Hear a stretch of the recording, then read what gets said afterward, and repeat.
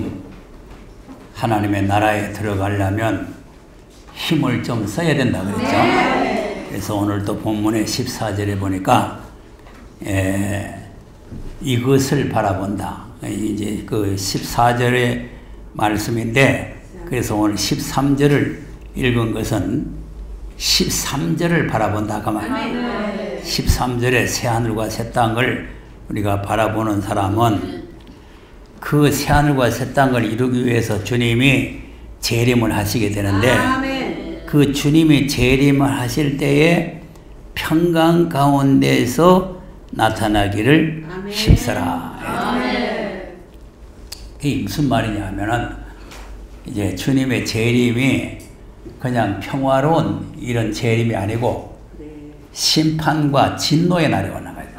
심판과 진노의 날이 오는데, 우리가 계시록 1장을 봐도 구름 타고 주님이 오실 때 모든 지구에 있는 사람들이 애국을 한다. 애국을 한다. 이렇게 말씀합니다. 그래도 계시록 16장 12절 이하를 보면은 산하 바위와 우리 앞에 떨어져서 진노하시는 그 어린 양과 보좌에 앉으신 여호와의 진노에서 우리를 가려워달라. 네, 이렇게 이제 소리를 지르죠. 네, 이런 사람이 되면 안 된다는 거죠. 주님이 재림하실 때에 할렐루야, 어서 오시옵소서, 이렇게 평강 가운데 맞이할 수 있는 사람이 되도록 힘을 써야 된다. 그러니까 막연하게 그냥 얼쩡얼쩡 교회 왔다 갔다가 이렇게 하다가 주님이 오실 때 아이고 산하 바위야 내 앞에 가려워서 저 진노하신 어른이 이렇게 되면은 이건 정말로 불행한 사람이 되는 거예요. 할렐루야 주 예수여 어서 오시옵소서. 그래서 평강 가운데 이것을 바라본 거예요.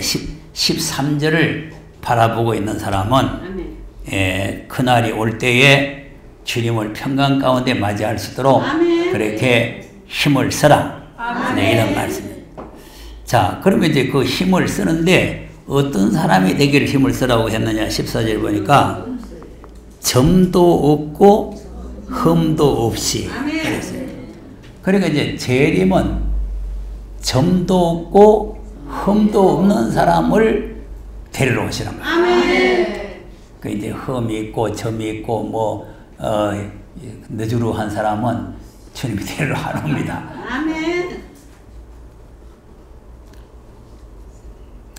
사람도 그렇잖아요. 사람도 이제 뭐 선을 보거나 이렇게 할 때 무슨 얼굴에 뭐 점이 있다든지 무슨 흠이 있다든지 그러면 그 별로 보기 싫잖아요. 얼굴이 말씀하게 잘생겨야 되지 뭐 흠이 있으면은 이게 되겠어요. 그러니까 이제 하나님께서도 이제 새하늘과 새 땅에 들여보낼 사람. 그래 내가 늘 말했지만요. 내가 이제 부산 내려간 지가 지금 40년이 넘었잖아요. 그러니까 이제 우리 애들 좀 애는 초등학교 이제 아직 안 들어가고 초등학교 다니고 이럴 때 갔는데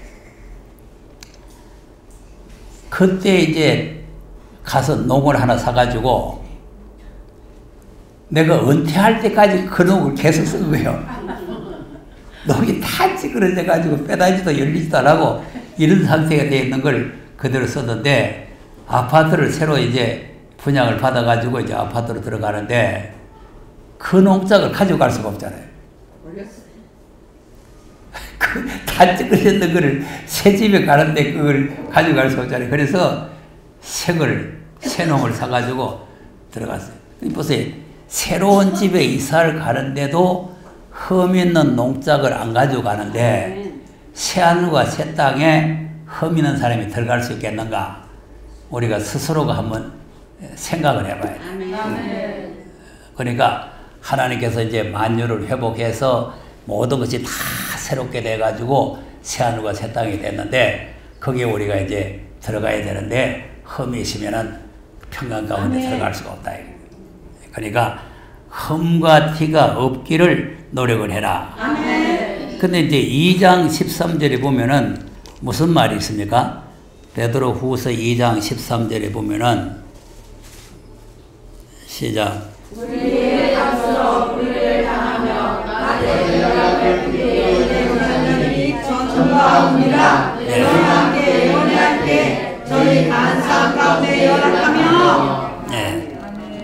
그러니까 이제 흠과 티, 점이 뭐냐 하는 걸 설명을 하죠.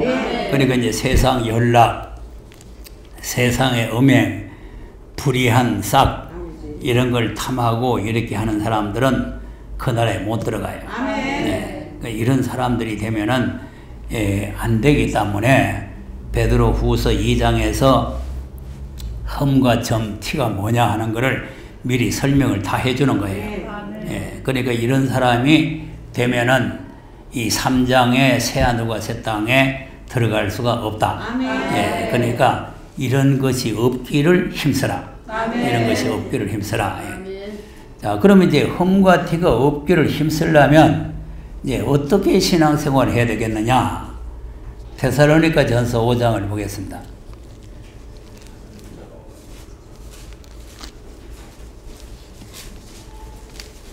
자, 데살로니가 전서 5장 1절에서 쭉 보면은 주님의 재림을 말씀하고 있죠. 주님의 재림이 밤에 도적같이 오신다. 이렇게 이제 설명을 쭉 하면서, 그러면 그 주님을 맞이해서 그 날에 들어갈 사람이 되려면 이제 어떻게 신앙생활을 해야 했느냐 하면은, 자, 15절에서 읽어보겠습니다. 15절. 시작. 삼가 누구에게든지 아무와도 같이 말게 하고 오직 빛이 아니하든지 모든 사람에게 하든지 항상 선을 쫓아라. 항상 기뻐하라. 쉬지 말고 기도하라. 범사에 감사하라. 이는 그리스도 예수 안에서 너희를 향하신 하나님의 뜻이니라. 소원을 숨기지 말라. 예언을 듣지 말고 범사에 대하여 좋은 것을 취하고 악은 모욕을 도용하라. 평강의 하나님이 온전히 거룩하게 하시고 또 너희 영과 몸이 우리 주 예수 그리스도를 강림하실 때 공업에 보존되기를 원하노라. 아멘. 자, 보세요. 23절에 평강의 하나님, 그러니까 평강 가운데 나타나기를 힘쓰라 그랬죠. 평강의 하나님이 친히 너희로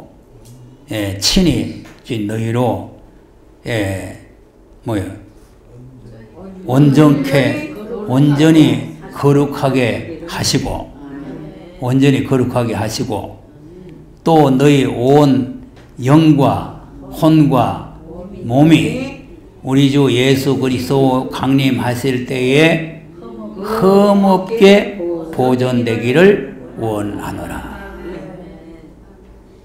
그러니까 주님이 오실 때에 어떤 한 군데 뭐 육체에 어떤 흠이 있다 이거보다도 영도 혼도 몸도 다 흠이 없어야 된다.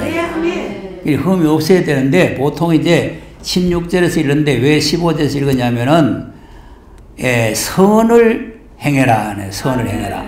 이 하나님께서 우리를 죄악에서 구원해 주신 목적이 선을 행하는 백성이 되게 했다는 거 아닙니까? 그러니까 선한 일을 행하는 사람이 되라. 모든 일에 사람에 대해든지 하나님께 대해든지 항상 선을 쫓는 사람이 되라. 이렇게 말씀하고. 그래서 이제 디도서 2장 그 12절입니까 보면은 우리를 하나님께서 이 죄에서 구원해가지고 선한 일에 열심히 있는 친백성이 되게 하셨다. 이렇게 되죠. 그러니까 이제 항상 선한 일이 뭔가를 우리가 생각을 하면서 선한 일을 행해야 된다. 이거죠. 그리고 그 다음에 항상 기뻐하라. 항상 기뻐하면은 절대 시험 안 됩니다. 시험 넣은 사람은 항상 신경질이 나든지 화딱지 나든지 이래야 시험 들지요. 기쁜데 무슨 시험 듭니까? 기쁜데. 기쁘면 시험 안 들어요. 그러니까 우리가 이제 영적 생활에 있어서 항상 이 기뻐하는. 그러니까 우리가 찬송을 해도 기쁘고, 기도를 해도 기쁘고, 무슨 전도를 해도 기쁘고, 세미나를 해도 기쁘고, 봉사를 해도 기쁘고, 다 이렇게 기쁨이 있어야 돼요. 영적 생활에 기쁨이 없으면 정말 힘든 일입니다. 그러니까 이제 우리가 이 매사에 있어서 이제 기쁨으로 하고, 그리고 이제 그런 선을 행하고 기쁨이 있으려면은 쉬지 말고 기도를 해야 돼요. 그래서 우리 인간의 힘으로 능으로 할 수 없기 때문에 이제 우리가 기도를 열심히 많이 해야 되나요? 또 그 다음에 뭐예요? 범사에 감사하라. 그러니까 이제 이것이 하나님께서 우리를 향하신 하나님의 뜻이라는 거죠. 그러니까 우리가 하나님의 뜻대로 해야 흠도 없고 점도 없는 사람이 될 거 아니겠어요? 네. 그러니까 이제 그런 사람이 되려면 항상 선을 행하고 항상 기뻐하고 쉬지 말고 기도하고 범사에 감사하고. 이 범사라고 하는 거는 좋은 일만 있어도 감사하는 게 아니에요. 나쁜 일이 있어도 감사해라. 나쁜 일이 있어도. 오늘 오후 시간에 마지막 시간에 시간이 없어서 그냥 성경 한 절만 읽고 말았죠. 로마서 8장 28절 읽었잖아요. 하나님을 사랑하고 그 뜻대로 부르심을 받은 자는 모든 일이 합력하여서 선을 이루신다.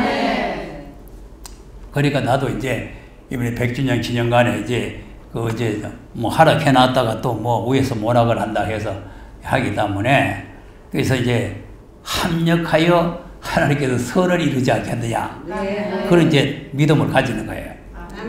왜냐하면 손해보게 할 하나님 아니거든요. 그러니까 이제 처음에는 손해보는 것 같죠?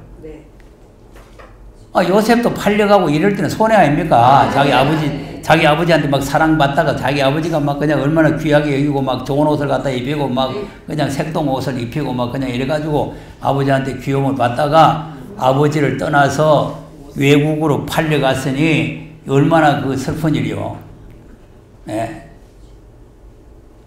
그렇지만 그 일이 합력하여 선이 됐다 이 말이에요.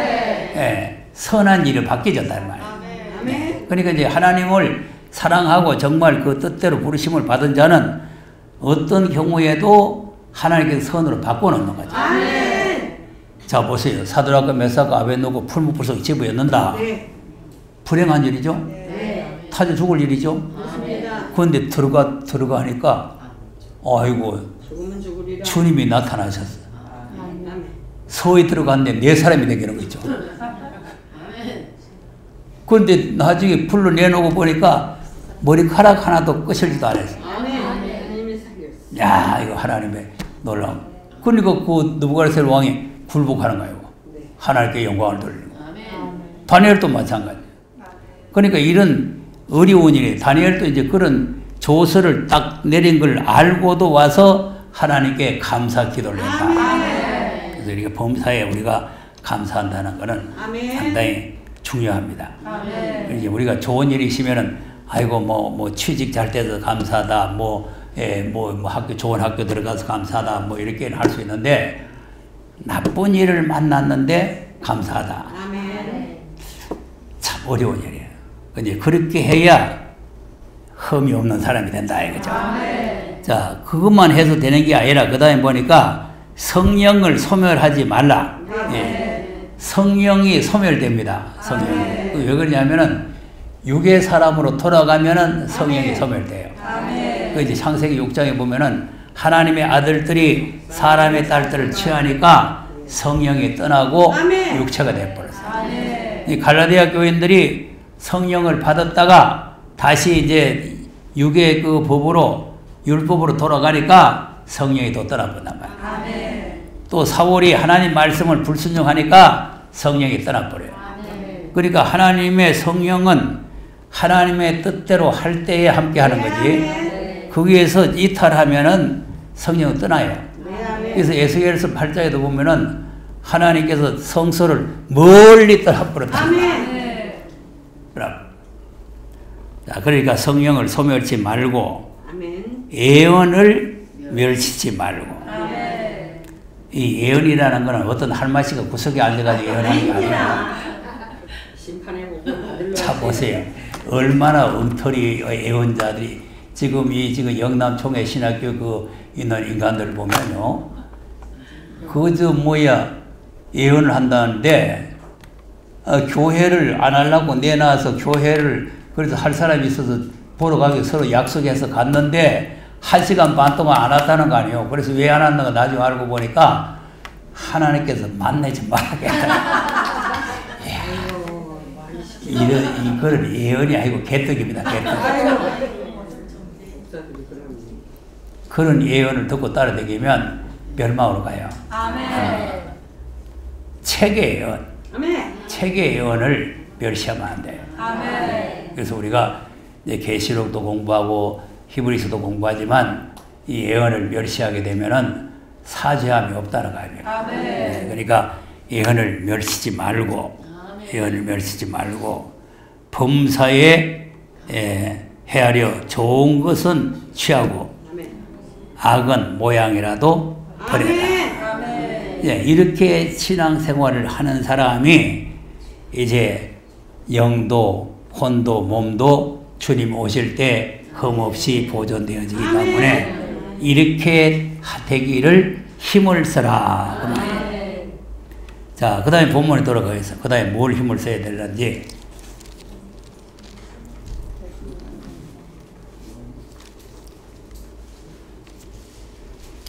15절에 보니까 뭐라고 했어?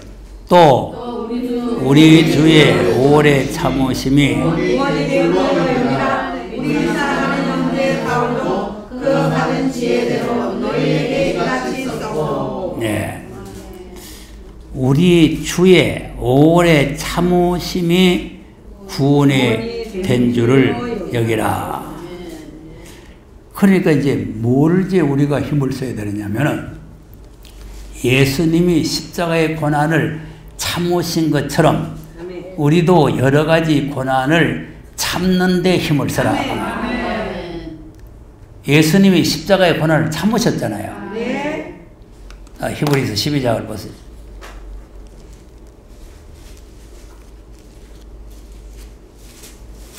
1절, 2절. 12장 1절, 2절입니다.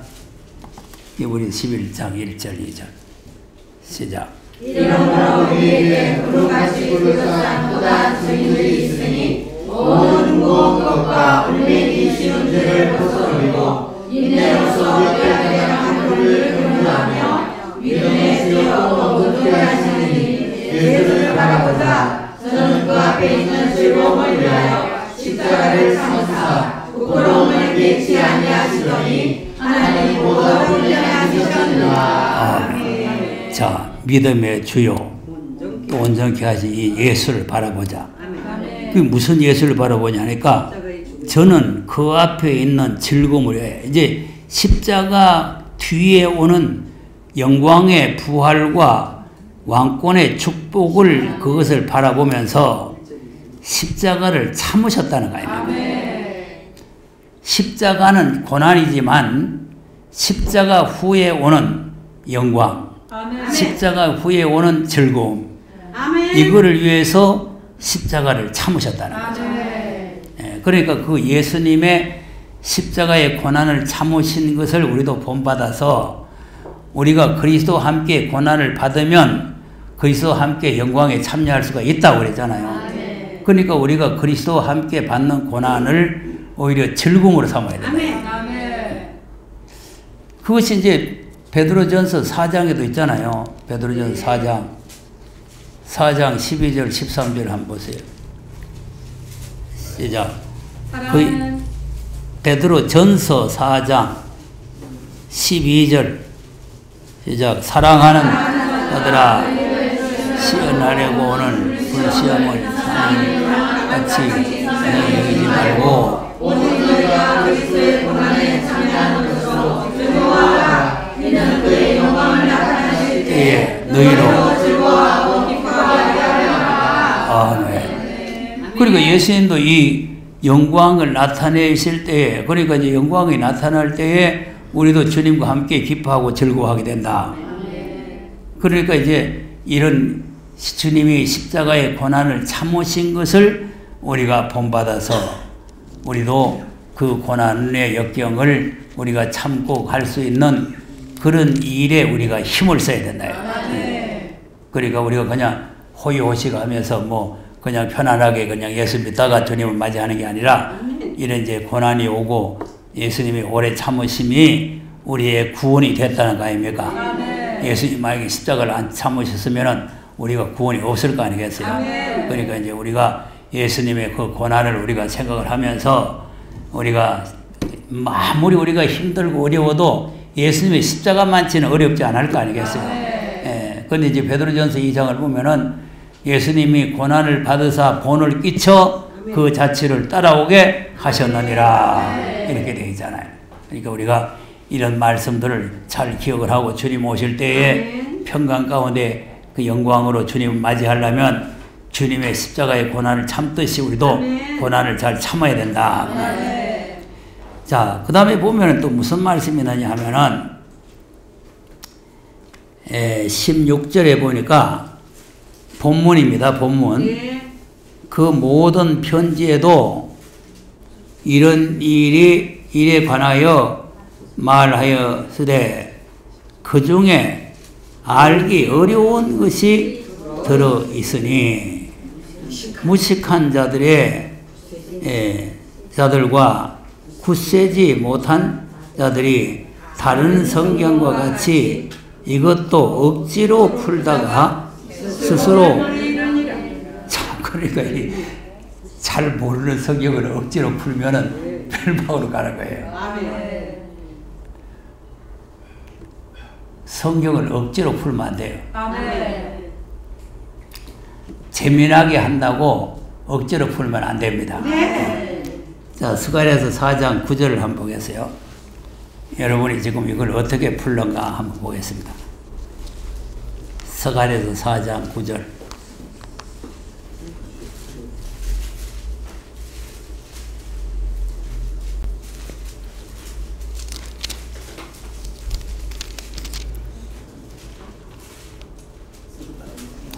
찾았습니까? 네. 시작. 스룹바벨의 손이 이전의 지혜를 놓았으며 무엇을 모아 무엇을 마치리라 하셨나니 만군의 여호와께서 나를 너에게 보내시기를 내가 알리라 하셨느니라. 네. 지금 부산에서 오늘 한 분이 스가랴서 이 4장에 대해서 질문을 해가지고 제가 이제 4장을 지금 2주간 동안 지금 설명을 했어요. 지금 첫째는 뭐를 질문했냐니까 이제 순금동대라는 게 뭐냐 이 질문이 있고, 그 다음에 힘으로 되지 아니고 능으로 되지 아니고 여호와의 신으로 된다는 게 뭐냐 이런 질문이 있었어요.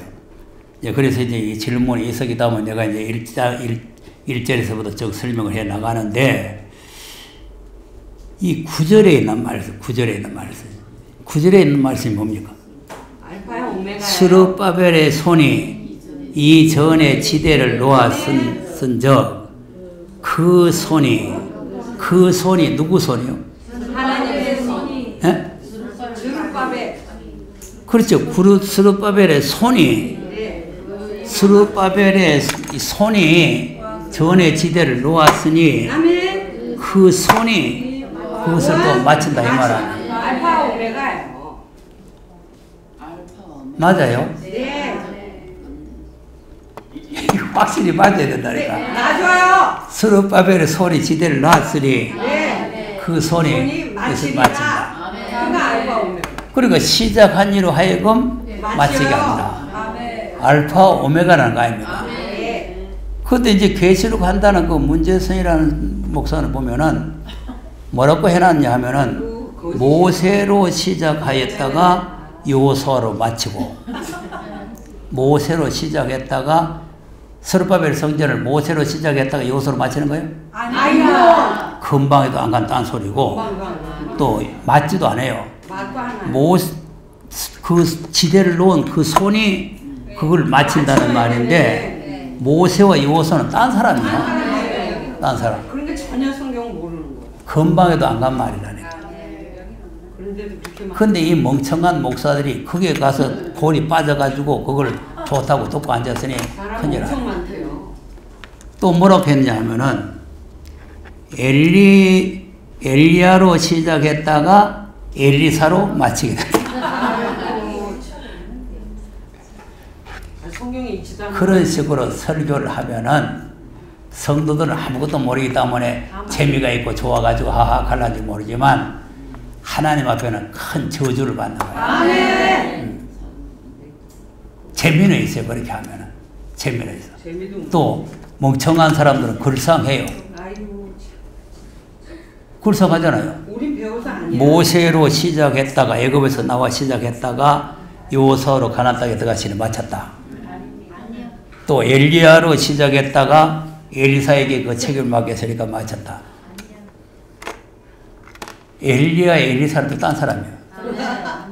또 뭐라고 했냐면은 엘리 제사장으로 시작했다가 사무엘로 마쳤다. 야, 뜯어다 붙인다 진짜. 야, 정말 엉터리입니다. 정말 엉터리요. 보통 엉터리가 아니에요. 예.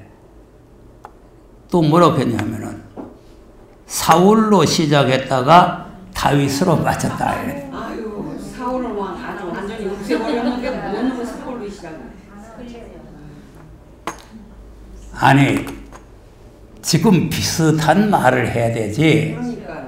엉토당토 않는 말을 이 스가랴서 4장 9절을 해석을 해놨다 내가. 그러니까 이 예언을 제멋대로 갖다가 이렇게 말하면은 멸망을 받는 거야. 멸망을 받기 때문에 그래서 심중에 심중을 기해야 됩니다. 심중을 기해야 되는데 함부로 이렇게 제멋대로 해석을 하면은 안 된다 이거죠. 그러니까 이 말은 우리가 에스라서 3장 8절에 보면은 이 스룹바벨이 바벨론에서 들어와서 성전 지대를 놨어요. 근데 이제 그때 또 방해가 있어가지고 중지됐다가 스가랴서 6장에 가서 그것을 이제 피력을 합니다. 그래서 이제 봉헌식을 해놓은 거예요. 그리고 그때 당시에 그런 사건이 있었던 것처럼 마지막 때도 스룹바벨의 손에 지대를 놓는다. 이제 이걸 이제 영적으로 하면은 예수님이 초림으로 오셔서 기초를 놓고 재림이 오셔서 완성을 한다는 뜻이죠. 알파 오메가를 말하는 거죠. 그런데 예수님이 기초를 놓고 무슨 바울이 와서 마쳤다든지 무슨 뭐 다른 사람이 와서 마쳤다 이런 식으로 갖다 붙이면 안 된단 말이에요. 그 기초를 놓은 그분이 결국은 마치는 것을 마친다. 그러니까 오늘 아침에도 했잖아요. 예수님이 초림으로 씨를 뿌려놨으니까 예수님이 그대로 오신다는 거예요. 그러니까 그분 한 분이 하시는 거지 딴 사람이 하는 게 아니에요. 모세가 심었는데 요서 거두는 거 아니잖아요. 그러니까 이런 식으로 갖다가 성경을 갖다가 해석을 하면은 이거는 말도 되지도 않을 뿐만 아니라 있을 수 없는 그 본문하고는 관계가 없는 소리예요. 재면에 있어요. 재면은. 그렇게 하면은. 그러니까 이 식으로 이제 하나님의 말씀, 알기 어려운 말씀을 제 멋대로 이렇게 해석을 하면은 안 된다는 거죠. 그러니까 이제 이렇게 되지 않도록 힘을 써야 된다. 그런 말이에요. 그러니까 이제 우리가 하나님 말씀을 바르게 구별할 줄 알고 분별할 줄 알아야 된다. 자, 다시 본문으로 돌아가겠습니다.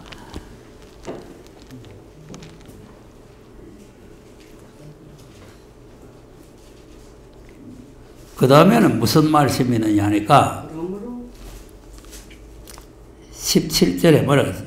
그러므로 너희가 이것을 미래하였으면 무고한 자들의 유혹에 끌려 너희 굳센 데서 떨어질까 상가라. 예. 제 무법한 자가 나오죠?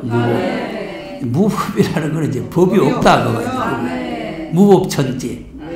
그러니까 이제 우리가 이제 하나님을 믿는 백성들은 법을 잘 지켜야 돼요. 무법한 자가 되면 안 된단 말이에요. 그러니까 이제 법을 잘 지켜야 되는데 그 법도 그 시대적인 법을 바로 알고 시대적인 법을 바로 지켜야 불법자가 안 되는 거지. 그 시대적인 법을 모르면 법을 지켜도 법을 가지고 있어도 불법자가 돼버려요. 불법자가. 그러니까 이제 무법자가 돼도 안 되고 불법자가 돼도 안 된다 이거죠. 그래서 우리가 하나님의 법을 잘 바로 깨닫지 못하면 이 무법한 자들을 통해서 미혹을 받는다는 거 아닙니까? 그래서 이제 굳센 데서 떨어진다 이거죠. 잘못된 무법한 자들의 잘못 가르침에 우리가 미혹을 받게 되면은 우리가 이제 지금까지 굳세게 믿고 강하게 믿었던 게 전부 다 헛수고가 되고 만다. 그러니까 이제 이 무법이라든지 불법이라든지 이것이 이제 마지막 때 우리에게는 큰 지금 재앙이에요, 재앙. 그러니까 이제 이 소돔 고모라 성에 있는 사람들은 전부 다 무법천지 아니에요. 자, 베드로후서 2장 한번 보세요. 2장 7절 보면은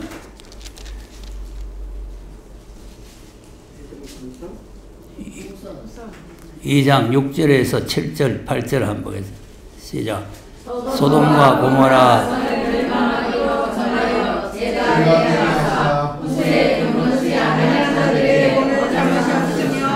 무고한 자의 음란한 행실로 인하여 고통하는 노력으로 슬픈 있었으니 이 의인이 그 중에 거하여 날마다도 불법한 일을 보고 그러므로 그로운 심령이 상하리라. 네. 자, 보세요.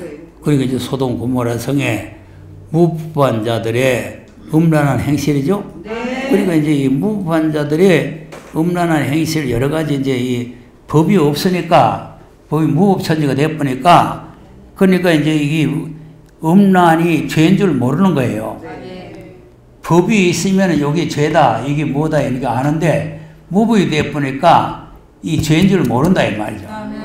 그리고 우리가 이제 법이 뚜렷하면은 아 이건 죄고 이거는 잘못이고 이렇게 돼야 되는데 이 무법천지가 되니까 그러니까 이제 롯이 그 성에 살면서 이런 심령이 날마다 상했다는 거 아닙니까? 예. 그러니까 지금 오늘날 우리 대한민국을 보면은 무법천지가 돼가 있어요. 법이 없어요. 법이.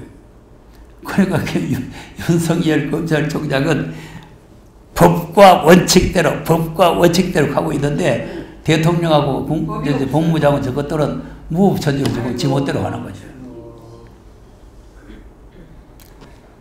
그러나 대한민국도 법이 살아있으면 법이 승리할 줄로 믿습니다. 네. 무법자는 패망합니다. 무법자를 하나님께서 처리를 하는 거예요. 그래서 우리가 이 법을 잘 지켜야 돼요. 법을 잘 지켜야 되는데 이 무법으로 우리가 함부로 이렇게 저렇게 하면은 안 되게 된다 이 말이죠. 그래서 우리가 법을 잘 지키고 법대로 우리가 지켜나가야 되는 거죠. 자, 그러니까 이제 확실한 신앙을 우리가 갖춰야 되죠. 갖춰야 되는데, 이제 본문에 다시 들어가 보겠습니다. 그러니까 우리가 굳센 데서 떨어질까 삼가라. 그러니까 굳센 데서 떨어질까 삼가라 하는 거 보면은, 그 뭐 히브리서도 그렇고 자꾸 이제 떨어진다. 하나님께서 떨어진다. 자꾸 이제 이렇게 말씀하잖아요. 그러니까 우리가 이제 자칫 잘못하면은 우리도 이제 믿음이 떨어지고 우리가 이제 진리에서 이탈되고 이렇게 잘못될 수가 있단 말이에요. 그렇게 되면은 이 새하늘과 새 땅을 바라보는 우리가 그 나라에 못 들어간다고 말이죠. 예, 그러니까 이제 우리는 이 진리를 끝까지 굳세게 잡아야 된다. 예, 진리의 말씀을 굳게 잡아야만 새하늘과 새 땅에 우리가 들어가게 되는 것이고 마지막 18절에 보니까 무슨 말씀이 있어요? 오직 우리 주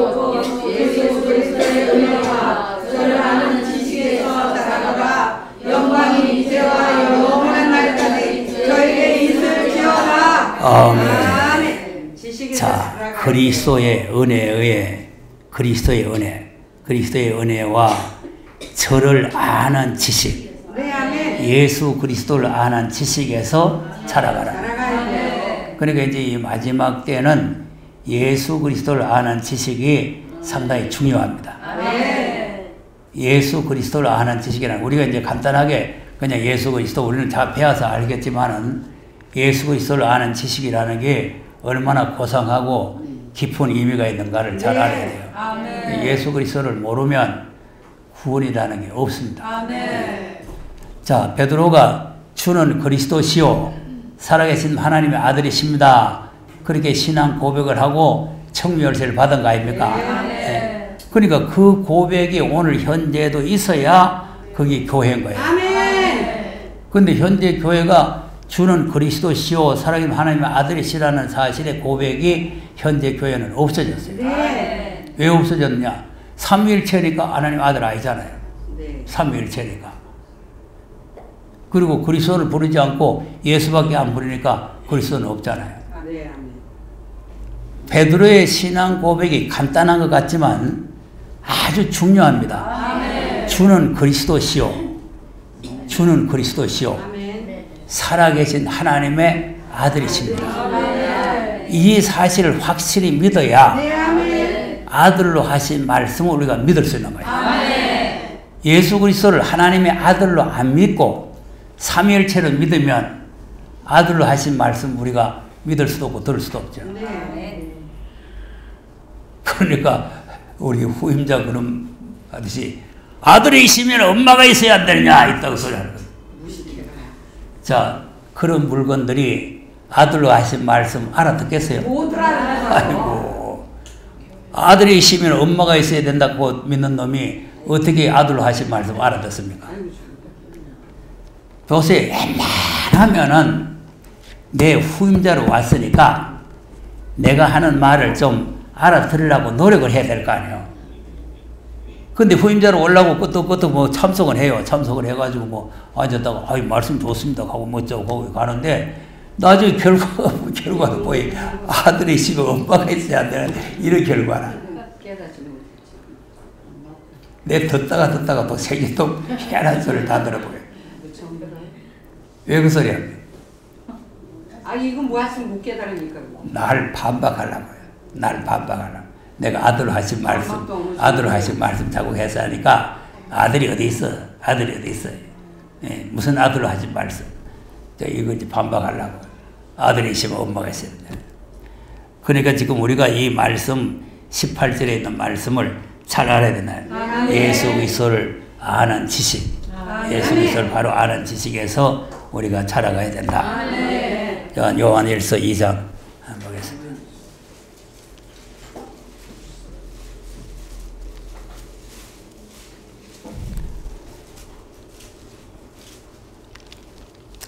(22절) (23절) 한번 보세요.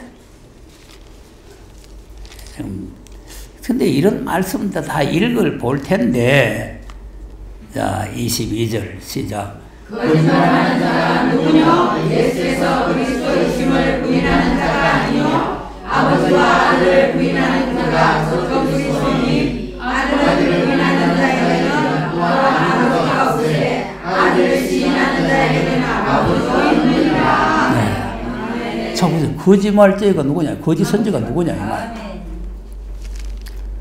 예? 거짓말하는 자가 누구냐?